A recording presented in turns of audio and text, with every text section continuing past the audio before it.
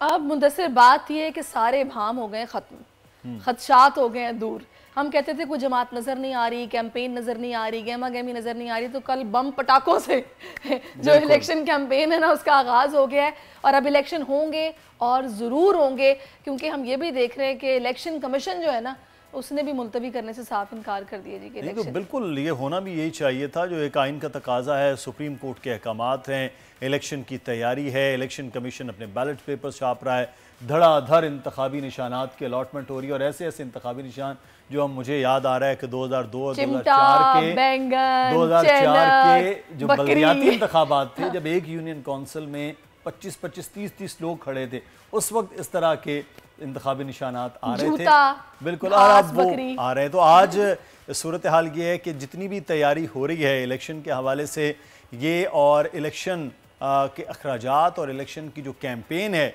वो election commission के अहकामात से कदरे मुख्तलिफ नज़र आती है।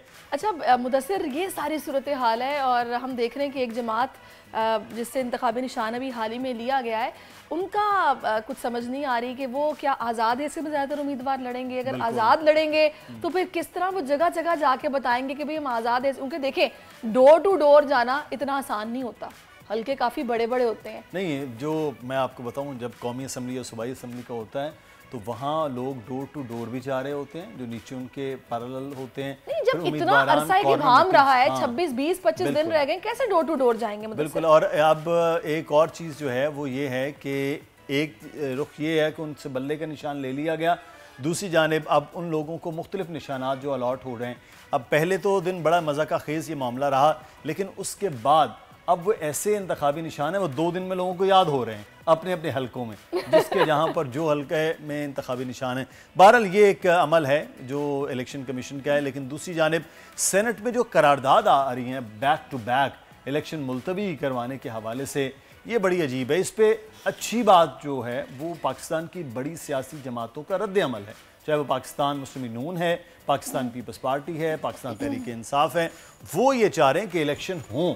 ये एक बड़ी अच्छी बात है। और अच्छा खैर हमने तो ये भी सुना है कि बिलावल जो हैं वो तहरीक इंसाफ को इत्तेहाद की दावत भी दे रहे हैं, लेकिन कल बरमला जो चेयरमैन रहे थे पहले पीटीआई के, उनकी तरफ से कहा गया कि जी बिल्कुल किसी के साथ इत्तेहाद नहीं होगा, भले हम लोगों से हमारा इंतखाबी निशान ले लिया गया है, लेकिन हम भरपूर तरीके से इलेक्शन कैंपेन भी करेंगे और पूरे जोर के साथ इलेक्शन लड़ेंगे भी, और इंशाल्लाह जो आज़ाद उम्मीदवार हैं वो आज़ाद हैसियत में जीतेंगे और वो हमारे उम्मीदवार होंगे, और इंशाल्लाह आगे जो हमारी जमात है वही हुकूमत बनती उसकी दिखाई देगी। बिल्कुल। और अब आज़ाद उम्मीदवारों का भी थोड़ा सा बड़ा मामला अहम है कि हर आज़ाद उम्मीदवार जिसको टिकट पार्टी से नहीं मिला उसने भी अपने चेयरमैन की लगा दी है पीटीआई के तस्वीर, और साथ में झंडा लगा दिया है, कलर अपने ये तो बिल्कुल तो एक ही हल्के में 2-2, 3-3 क्लेम कर रहे हैं कि हम लोग बहरहाल वो इस पर हैं। कुंवर दिलशाद साहब हमारे साथ मौजूद हैं, उनसे इस सूरत हाल पर बात करते हैं। कुंवर साहब, सबसे पहले तो अब ये जो इलेक्शन के मुलतवी होने की बार बार दरख्वास्तें आ रही हैं, इस पे अब जवाब भी दे दिया गया इलेक्शन कमीशन की जानिब से, तो क्या ये इलेक्शन कमीशन की जानिब से जवाब देना आइनी तौर पर ज़रूरी था या फॉर्मेलिटी थी जो दिया गया है सेनेट में? किस बारे में सवाल किया? सवाल दोबारा करें। कुंवर साहब, आपसे सवाल ये किया था कि जो इलेक्शन कमीशन की जानिब से जवाब दिया गया है सेनेट में, जो करारदाद थी इलेक्शन मुलतवी करवाने के हवाले से, वो आईनी तौर पर जवाब देना जरूरी था या फिर एक फॉर्मेलिटी थी जो कि पूरी की गई है? जो पेश हो रही है, जो सेनेट में जो करारदाद आ रही है, नहीं उसका जवाब देना जरूरी नहीं है। उसमें जो एक रस्मी तौर पर एक बकायदा तरीका होता है, रूल बिजनेस के तहत अगर किसी इदारे की तरफ से कोई खत आता है, कोई शिकायत आती है, तो उसको जवाब देना उस इदारे की जिम्मेदारी होती है। सही। तो इलेक्शन कमीशन पाकिस्तान जो सेनेट की जो पहली करारदाद थी, जो मंजूर थी, जो कुछ अपने चेयरमैन सेनेट ने बाकायदा दस्तखतों के साथ इलेक्शन कमीशन को भिजवाई और वजारत पार्लिमानी अमूर को भिजवाई, उसका जवाब देना इलेक्शन कमीशन पाकिस्तान के फ़राइज़ में शामिल है कि वो चेयरमैन सेनेट की तरफ से आई है, दस्तखत शुदा है वो, उसका वो अपना दे दे रोड मैप कि जो हमने इलेक्शन की तैयारी मुकम्मल कर ली है और हम इस करारदाद पर अमल दरामद करने के रवादार नहीं है। और इलेक्शन कमीशन भी एक आईनी इदारा है, उन्होंने शेड्यूल जारी कर दिया है। वह शेड्यूल जो जारी किया गया है वो president Pakistan, chief justice Pakistan और इलेक्शन कमीशन पाकिस्तान की मशावरत से 8 फरवरी की डेट मुकर्रर की गई है, और हमें सारे मौसम क्लाइमेट को देखते हुए किया है। और बाकी जहाँ लॉ एंड ऑर्डर की सूरत हाल है दहशतगर्दी है, तफरीककारी हो रही है, इस पर कंट्रोल करना अमन ईमान को ये वफाकी हुकूमत की जिम्मेदारी है। इस पर ना सेनेट की जिम्मेदारी आयद होती है और ना ही इलेक्शन कमीशन पाकिस्तान की। तो इसका मतलब है हुकूमत की। अच्छा कंवर साहब, इसका मतलब फिर इब्हाम अब हर तरह का दूर हो गया। वो जमातें जो कि उज़र पेश कर रही थी सर्दी का, बर्फबारी का, मौसम की खराबी का, उनको अब खातिर में नहीं लाया जाएगा। अब इलेक्शन होने और 8 फरवरी को हो के रहने। वो इसलिए कि माजी में 3 फरवरी को 1997 में 3 फरवरी इलेक्शन हुए थे, जिसमें कि नवाज शरीफ साहब दूसरी मरतबा प्राइम मिनिस्टर जो है वो इलेक्ट हो गए थे। तो इस लिहाज से ये सारे उस पर तो थोड़ा मेजॉरिटी हासिल कर ली थी नवाज शरीफ साहब ने, तो पूरे मुल्क में इलेक्शन हो गए थे 3 फरवरी को। तो अब ये 8 फरवरी को जो इलेक्शन हो रहा है इसमें कोई क्लाइमेट का कोई असरअंदाज नहीं होगा, ये बानेबाजी है। हाँ, ये दुरुस्त है कि जो लॉ एंड ऑर्डर की सूरत हाल है वो बड़ी तशवीशनाक है और उस पर सबको जो है कंसर्न है, हमें भी, आपको भी, मीडिया पर, सबको भी। तो जिस अंदाज से केपी में हंगामे तो नहीं हो रहे, लेकिन जहाँ दहशतगर्दी हो रही है, स्कूलों पे हमले हो रहे हैं, इससे तो फर्क पड़ेगा। इस पर तो इलेक्शन को जिम्मेदारी लेनी पड़ेगी, इसलिए कि बिल्कुल ये एक बड़ा एक अहम मामला है और इलेक्शन के अंदर तो पूरी एक मूवमेंट होती है जिसका इस पे भी असर हो सकता है। कंवर साहब, एक चीज़ यहाँ जानना चाहेंगे आपसे, ये इंतखाबी निशान तो ले लिया गया पाकिस्तान तहरीक इंसाफ से, लेकिन उसके बाद अब वो आज़ाद हैसियत में जो इंतखाबी निशानात अलॉट हो रहे हैं उसको बड़ा मज़ा का खेल आप सोशल मीडिया पे भी देख रहे होंगे कि ये क्या है, किस तरह के इंतखाबी निशानात हैं। तो ये एक तो बैलेट पेपर्स का छापना, अब ये भी मुश्किल नहीं हो जाएगा कि हर एक हलके में इंतखाबी निशानात, और आपको याद होगा 2000 में या 2004 के इंतखाबी निशानात बहुत ज़्यादा बल्दियाती इंतखाबात में थे और उस वक्त बड़े मसाइल भी आ रहे थे। तो सर ये एक नया सिलसिला होगा जमाती इंतखाबात और उसमें इतने ज़्यादा इंतखाबी निशानात। ये आपने दुरुस्त फरमाया, ये पाकिस्तान की इलेक्टोरल हिस्ट्री में यानी इंतखाबी हिस्ट्री में और बल्कि सियासी तारीख में भी ये पहला मुनफरद वाक़या हो गया है कि जिसमें कि आज़ाद उम्मीदवारों की इतनी तादाद में, यानी तहरीक इंसाफ में जब अपने आज़ाद उम्मीदवार खड़े किए हैं तो वो कोई 224 कौमी असम्बली के हल्कों में हैं और इसी तरह तकरीबन 600 लगभग सूबाई असम्बली की सीटों पर उनके आज़ाद उम्मीदवार इंतखाब में हिस्सा ले रहे हैं। इतनी बड़ी तादाद में आज़ाद उम्मीदवारों का आना, ज़हर पार्लियामेंट में आने के लिए तो पब्लिक की मर्जी होगी किसको वोट कास्ट करते हैं, लेकिन बहरहाल अगर की बड़ी वसी पैमाने पर इनकी तादाद कौमी असम्बली में, सूबाई असम्बली पहुंच गई तो वहाँ बड़ा एक आईनी और कानूनी बहरान पैदा हो जाएगा। ये हमारे दोस्तों को भी अंदाजा नहीं है उस आईनी और कानूनी बहरान का।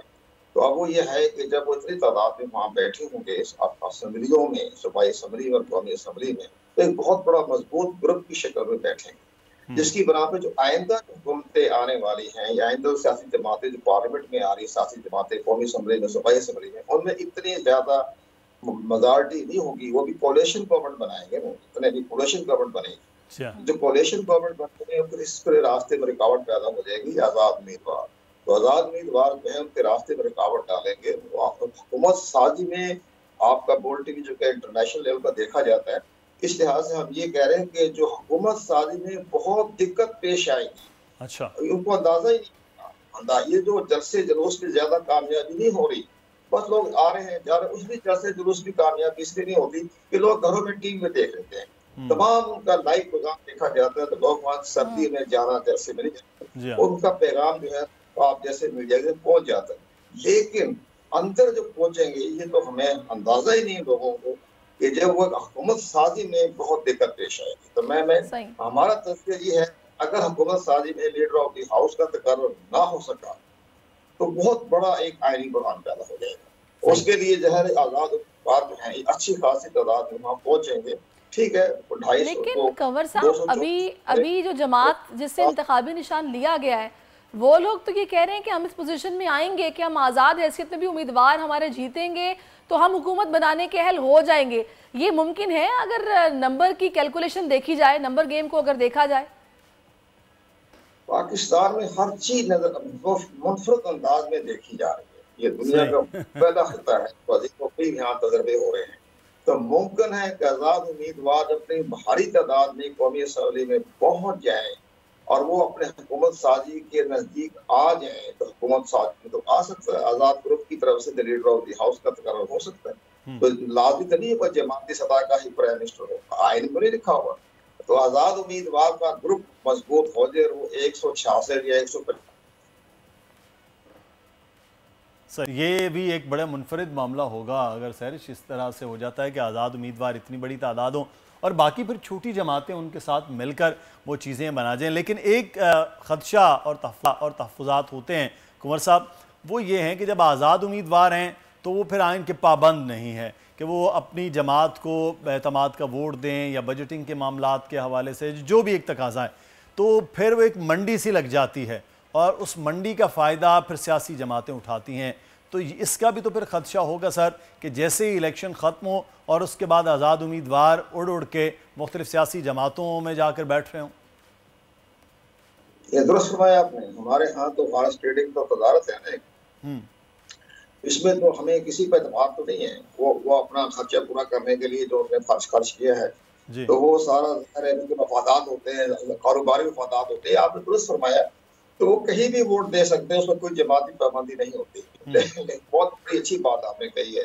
लेकिन वहाँ जब हमारे एक बात है कि ये जो बैट का निशान वापस ले लिया गया है, थोड़ा सा तो असर पड़ेगा। लेकिन जिसमें ये घर घर जाएंगे आप अपने टोलियों की शक्ल में, ग्रुप की शक्ल में, जैसे तबलीगी जमात जाते हैं हर घरों में जी अब नमाज पढ़ने के लिए मस्जिद जाया करें, इसी तरह ये घर घर जाएंगे तो घर घर जाके अपना हैंड बिल के जरिए अपना इंतखाबी निशान बता देंगे जी हमारा इंतखाबी निशान है। वहाँ सर मजलूमियत की दास्तान भी सुनाएंगे कि जनाब हमारा तो निशान, हमारा जो इंतखाबी निशान था वापस ले लिया गया हमारी आला अदालतों में। ये सारी बातें मजलूमियत की बातें तो करेंगे। घर के जब जाएंगे तो लोगों के जहन में तो आ जाएगा जो इंतखाबी निशान है, उसका नाम भी आ जाएगा, इंतखाबी निशान का उनके जहन पे आ जाएगा। तो मीडिया के जरिए, सोशल मीडिया के जरिए, अखबार के जरिए जगह जगह पार्लियामेंट मीटिंग करेंगे तो उसका फर्क नहीं पड़ा। जो आपका जो बैट का इंतखाबी निशान, उससे नुकसान ये हुआ कि मजमूई तौर पर ये पार्टी जो है वो कौमी धारे से बाहर आ गई। वो भी असेंबली में जो ख्वातीन के नशिस्तें हैं 227 उससे महरूम हो, इससे उनको नुकसान पहुंचा, बहुत बड़ा नुकसान पहुंचा। कौमी धारे में भी नहीं। लेकिन अभी तो कुंवर साहब जो इंतखाबी निशान लिया गया है ना, उस पर भी बड़ा वो बात कर रहे हैं बैरिस्टर गौहर। वो कह रहे हैं कि जी एक तो वैसे भी ये 5 मेंबर बेंच ने फैसला करना था, 3 ने किया है, कुछ सुकम है, कुछ फ्लॉज हैं, फिर वो कह रहे रिव्यू में भी जाएंगे। तो अभी वो बल्ला किसी सूरत छोड़ने को तो तैयार नहीं है। देखते हैं आगे मामलात किस तरफ जाते हैं। ये सब ख्वाबी बातें होती हैं, ये सारी ख्वाबी बातें जब होती हैं तो उसके बारे में सारी बातें होती हैं तो वो उसको देखा जाता है। ये सब ख्वाबी बातें हैं, इस लिहाज से उसका बारे में नहीं। बस पार्लियामेंट ने फैसला कर दिया और सुप्रीम कोर्ट ने वो फैसला आखिरी है। ठीक है कुंवर दिलशाद साहब, आप हमारे साथ मौजूद थे, बहुत शुक्रिया आपका। सब्सक्राइब करें और बेल दबाएं ताकि कोई खबर रह न जाए।